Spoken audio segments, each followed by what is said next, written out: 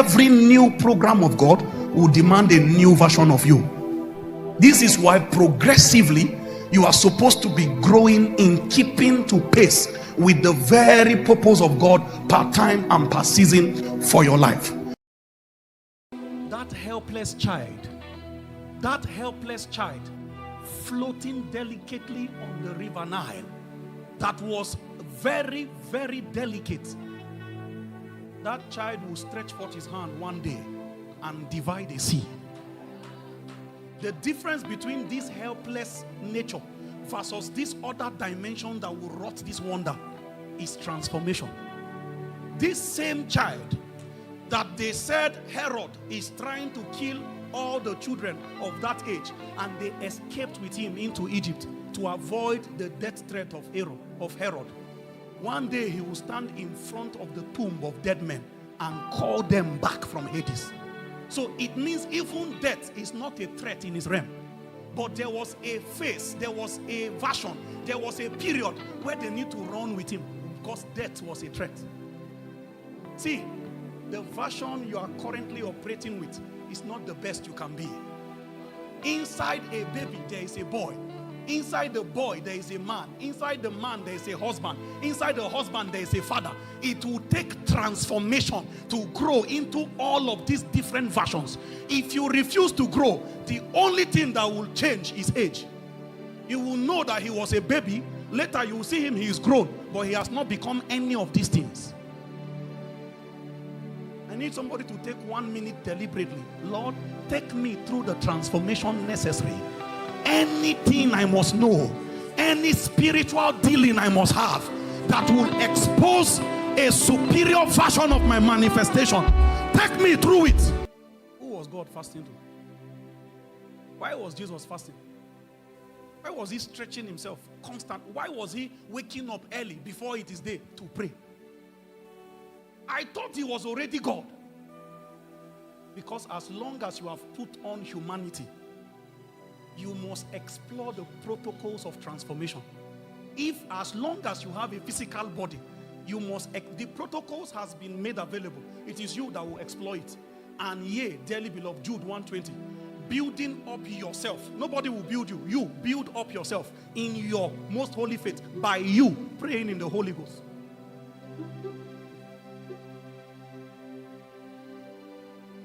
In 2 Corinthians, I think 3 verse 15. He says, for we all with unveiled faces, beholding us in a glass. Nobody will behold for you. You will behold. We will be transformed from one realm of glory to another as by the Spirit of the Lord.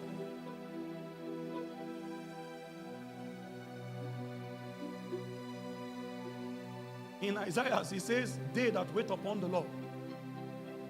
You see these things? Nobody is you. Any man who wants to evolve, he says they shall renew their strength. They will mount up with wings.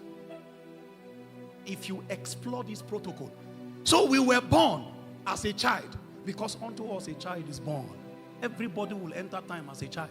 It is normal to enter realms, to enter this realm as a novice. So you entered here as a child. But the difference between you and your contemporaries with time is what lot in the spirit you can receive, what was given to you on account of your traffic with the realm. So he says, unto us a child is born, but unto us a son is given. Sonship is bestowed on account of your traffic with the protocol of transformation. The more you submit yourself to the word, the more you become like what you are beholding. He says from one realm of glory to another. There is a realm of beholding where you reflect the exact image of God. You are now a son. There is a realm in prayer where you build up yourself in your most holy faith.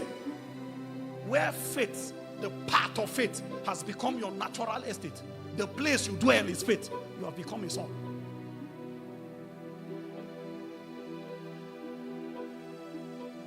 Sonship is given.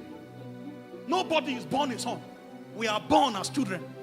Unto us a child is born. The only thing your parents owe you is to give birth to you into this space, to bring you into this space, and you will arrive as a child. The rest work is on you. It is you that will either become or remain infantile. You can be 70 years and still be a child. The test for children is obedience. Children obey.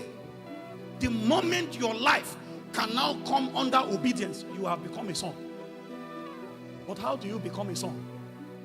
He says, thy word have I hidden in my heart, that I will not sin again. So the way to obey is the way of studying voraciously the word.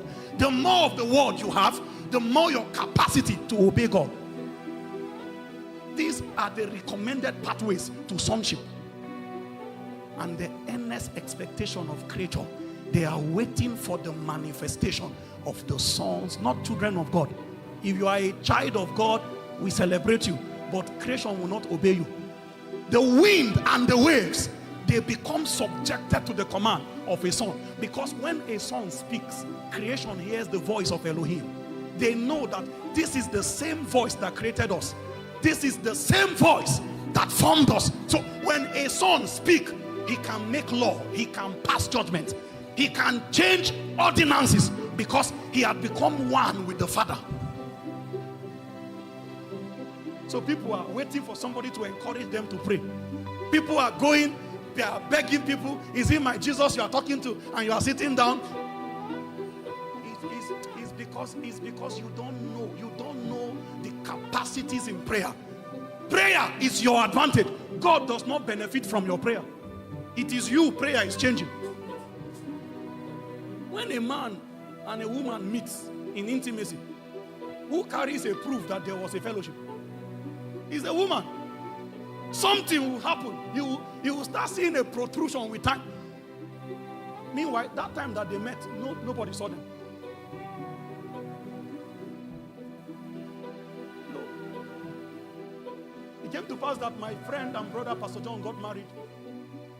And when he got married, he was pretending like see all these women, something like he's not really into all of these distractions. The burden for the ministry.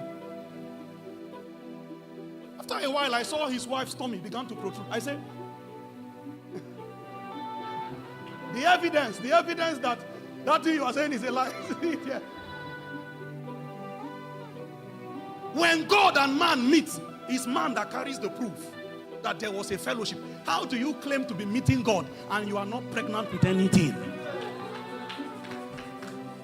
There is something God leaves on you that creation can see, that this one, he fraternizes with Elohim. Every new program of God will demand a new version of you. This is why progressively you are supposed to be growing in keeping to pace with the very purpose of God per time and per season for your life.